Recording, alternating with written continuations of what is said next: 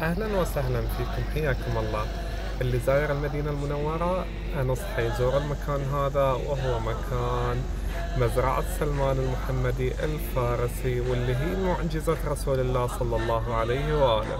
إن شاء الله راح أبين في هالمقطع وين مكانها وكيف تصلون لها. تابعوا معي المقطع. أهلا فيكم. من تكتبون في خرائط جوجل بئر الفقير أو مزرعة سلمان الفارسي راح يوديكم مباشرة على الموقع اللي راح تشوفونه قدامكم، وهو يبعد عن الحرم النبوي مسافة تقريبا 5 كيلو في منطقة العوالي. فهذا مكان البير ومكان البستان الملاصق للبير يمه. فإن شاء الله في هالمقطع أنا وإياكم إن شاء الله بنبين جوانب لهالمكان هذا اللي فيه معجزة النبي صلى الله عليه وآله، وشنو قصة المكان هذا. فإن شاء الله تستفيدون، وأيضا للي جاي المدينة تعطونا إياه عشان يروح فيه. والآن في تجديد على المكان، فأنصح بزيارته ونشوف المقطع مع بعض. الآن بعد ما وصلنا للموقع، أبد قبالنا يكون هذا البير على اليسار والمزرعة تكون على اليمين منفصلة عن البير. طبعا هيئة الآثار جددت المكان واهتمت، حقيقة نشكرها على هالشيء اللي سوته لأنه كان مهمل في السنوات الماضية. الآن البير موجود وداخله الماء العذب اللي الكل يقدر يشرب منه، وأيضا يدخل في تقريبا الأوقات اللي هو فتحه من بعد الساعة 4 تقريبا على وجه التحديد من هالأوقات هذه. عموما الحين نكمل قضية البستان والبير. طبعا قضية البستان والبير ويم المسجد الفقير يسمى، هو النبي صلى الله عليه وآله افتدى به سلمان المحمدي الفارسي من العبودية والرق. كان ثمن اعتاقه النخيل واللي هو تقريبا 20 أوقية أو كذا كانت التواريخ تتكلم عنه.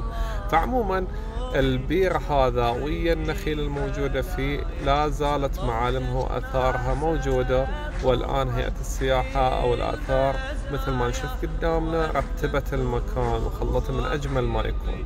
طبعا المكان هذا مثل ما تشوفون في تعريف كامل لبئر الفقير هذا، وأيضا يما المسجد هنا موجود، مسجد الفقير يسمى.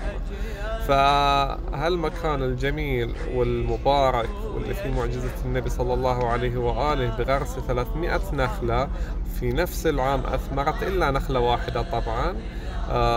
ولما سأل النبي صلى الله عليه وآله سلمان المحمدي لما لم تثمر أو ما بال هذه، قال لقد غرسها عمر ابن الخطاب، فقلعها النبي صلى الله عليه وآله وأعاد غرسها فأثمرت في نفس العام. في نفس العام أثمرت بسبب بركة يد رسول الله صلى الله عليه وسلم. وطبعا هذه رواية الترمذي واللي هو ابن سعد وغيره من الرواة اللي رووا قصة غرس النخيل هذه. فعموما نكمل إن شاء الله بقية المقطع.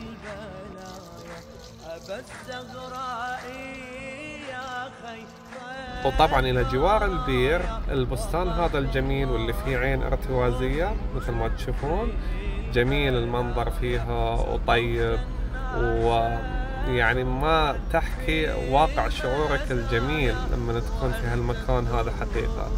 فإن شاء الله الجميع اللي يجي للمدينة المنورة يزور المكان هذا وياخذ من البركات الموجودة منه، والنخيل اللي تظل بالمكان واللي تذكرك بأيام النبي صلى الله عليه وآله.